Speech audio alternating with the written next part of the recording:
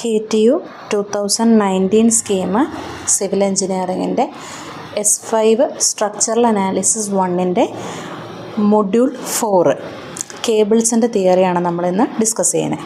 അതിൽ first one എന്ന് പറയുന്നത് പുള്ളിയും സാഡിൽ സപ്പോർട്ടും തമ്മിലുള്ള ഒരു കമ്പാരിസനാണ്. നമ്മൾ പുള്ളിയുടെയും സാഡിൽ സപ്പോർട്ടിൻ്റെയും ഫോഴ്സസ് കാൽക്കുലേറ്റ് ചെയ്യാനായിട്ട് നമ്മൾ ക്ലാസ്സിൽ പഠിച്ചായിരുന്നു. അപ്പോൾ അതിനകത്ത് ഫിഗർ കണ്ടുമ്പോൾ തന്നെ നമുക്കറിയാം, പുള്ളി എന്ന് പറഞ്ഞാൽ നമ്മൾ ക്ലാസ്സിൽ ചെയ്തപ്പോൾ നമ്മൾ ഡിസ്കസ് ചെയ്തായിരുന്നു. പുള്ളി എന്ന് പറയുമ്പം നമ്മുടെ സസ്പെൻഷൻ കേബിൾ പുള്ളിയുടെ മേലെ കൂടിയാണ് പാസ് ചെയ്യുന്നത്. സോ അതുകൊണ്ട് തന്നെ രണ്ട് സൈഡിൽ വരുന്ന, അതായത് ആ മെയിൻ കേബിളിൻ്റെ സൈഡിലും ആങ്കർ കേബിളിൻ്റെ സൈഡിലും വരുന്ന രണ്ട് സൈഡിലുള്ള ഫോഴ്സ് ഈക്വൽ ആയിരിക്കും.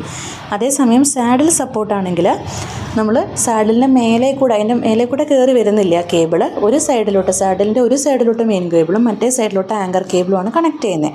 സോ അതുകൊണ്ട് എന്തായിരിക്കും, രണ്ട് സൈഡിലുള്ള ഫോഴ്സ് ഈക്വൽ അല്ല. ഏത് സൈഡിലോട്ടാണ് ഫോഴ്സ് കൂടുതൽ, ആ സാഡിലിന് ഹൊറിസോണ്ടൽ മൂവ്മെൻറ്റ് പോസിബിൾ ആയതുകൊണ്ട് അത് തന്നെ റീ അഡ്ജസ്റ്റഡ് ആവും.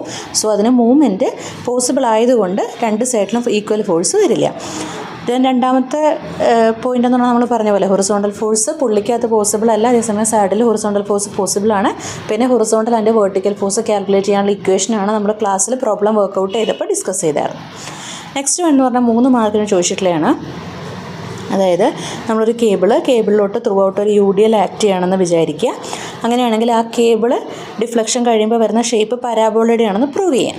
അപ്പോൾ നമ്മൾ ബെൻഡിങ് മൊമെൻറ്റ് എടുക്കുകയാണ്. ബെൻഡിങ് മൊമെൻറ്റ് എടുക്കുമ്പോൾ UDL കാരണം ഉള്ള മൊമെൻറ്റും അതുപോലെ തന്നെ അതിനകത്ത് വരുന്ന ഹൊറിസോണ്ടൽ ത്രസ്റ്റ് കാരണമുള്ള മൊമെൻറ്റും വരുന്നു. അതിൻ്റെ വാല്യൂസ് ഈക്വൽ ടു 0 ആണല്ലോ. ഇക്വിലിബ്രിയം ഇക്വേഷൻ പ്രകാരം മൊമെൻറ്റ് 0 ആവണല്ലോ. അപ്പോൾ ഈക്വൽ ടു 0 ഇക്വേറ്റ് ചെയ്തിട്ട് അതിന് നമ്മൾ y ഈസ് ഈക്വൽ ടു എന്താണെന്ന് എഴുതിയാൽ നമുക്ക് കിട്ടുന്ന ഡിഫ്ലക്ഷൻ്റെ വാല്യൂ എന്ന് പറയുന്ന ഒരു പരാബോളയുടെ ഇക്വേഷനാണ്.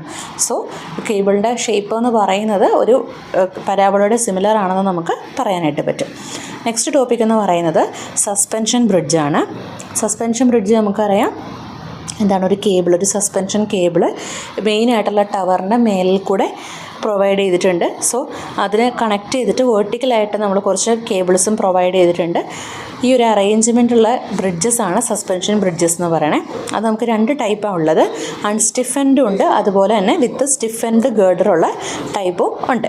അപ്പോൾ ഇതിൻ്റെ കമ്പോണൻസ് എക്സ്പ്ലെയിൻ ചെയ്യാനായിട്ട് എപ്പോഴും തിയറി ക്വസ്റ്റ്യൻ ചോദിക്കാറുണ്ട്. അതിൽ ഫസ്റ്റ് കമ്പോണൻ്റാണ് മെയിൻ കേബിൾ. മെയിൻ കേബിൾ എന്ന് പറയുന്നത് എന്താണ്, മെയിനായിട്ടുള്ള ആ ടവറിൻ്റെ മേലെ കൂടെ പാസ് ചെയ്യുന്ന കേബിളാണ്. സസ്പെൻഷൻ ബ്രിഡ്ജിൻ്റെ ടോപ്പ് പാർട്ട് എന്ന് പറയുന്നത് തന്നെ മെയിൻ കേബിളാണെന്ന് നമുക്ക് വേണമെങ്കിൽ പറയാം.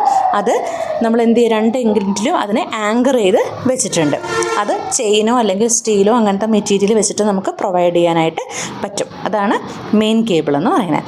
നെക്സ്റ്റ് വണ്ണാണ് സസ്പെൻഷൻ കേബിൾ. സസ്പെൻഷൻ കേബിൾ എന്ന് പറയുന്നത് മെയിൻ കേബിളിനോട് സിമിലർ ആണ്, പക്ഷേ തിക്നെസ് കുറവായിരിക്കും. മെയിൻ കേബിളിനേക്കാളും തിക്നെസ് കുറവുള്ളതാണ് സസ്പെൻഷൻ കേബിൾ. അത് നമ്മൾ ഡെക്കിനെ സസ്പെൻഡ് ചെയ്ത് നിർത്താൻ വേണ്ടിയിട്ടായിരിക്കും മെയിനായിട്ട് യൂസ് ചെയ്യുക.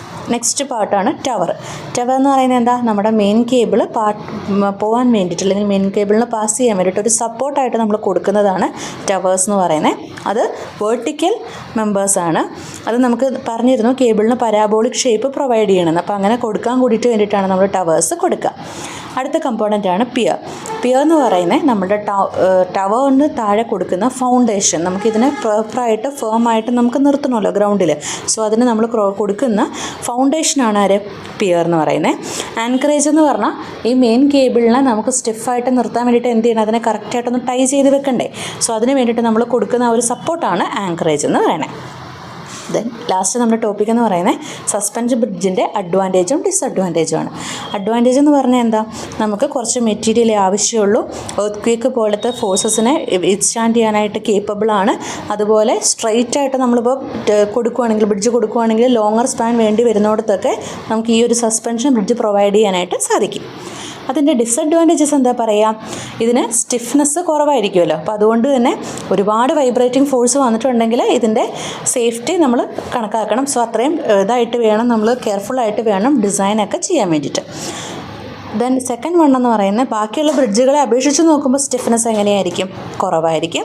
ദെൻ നമുക്ക് പ്രോപ്പറായിട്ട് ഇതിനെ ആങ്കറേജ് ചെയ്ത് നമ്മൾ നിർത്തിയിട്ടില്ലെങ്കിൽ ഇത് പെട്ടെന്ന് പൊട്ടിപ്പോകാനുള്ള കാര്യങ്ങളൊക്കെ വരാൻ സാധ്യതയുണ്ട്. ഇത്രയാണ് 4th മൊഡ്യൂളിലെ തിയറി ഉള്ളത്.